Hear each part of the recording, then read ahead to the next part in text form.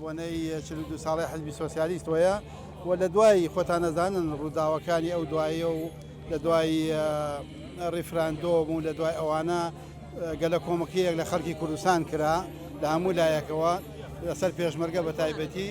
ئێمە جارێکی تر پێشمەرگە ئەو دەنگە زەڵاڵەی خۆی بەرزەکاتەوە بۆ پاراستنی گەل و نیشتمان و وڵاتەکەی خۆی هەر کاتێک پێویست بێت.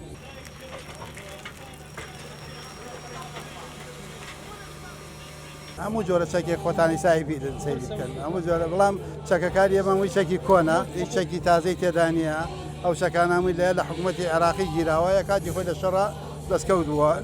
ئەو چەکانە ناکە ئەو چەکە تەسلیمی هێزی پێشمەرگەمان کرد ئەبێتە مڵکی کورد چونکە خۆ چەکانە لە 4 ساڵ و نیوش دیفاعی کردووە بە ڕاجیمە و تۆپەوە لە جەبەکان دژی شەڕی داعش بۆ کورد دیفاعی کردەوە بۆ حزبی سۆسیالیست نەیکردووە چەکەکە عایدی هەموو لایەکە بۆیە ئومێد دەکەین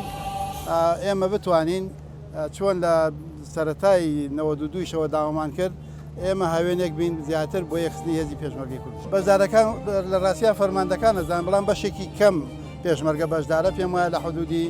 700 بۆ 800 پێشمەرگە بەشدارە داین.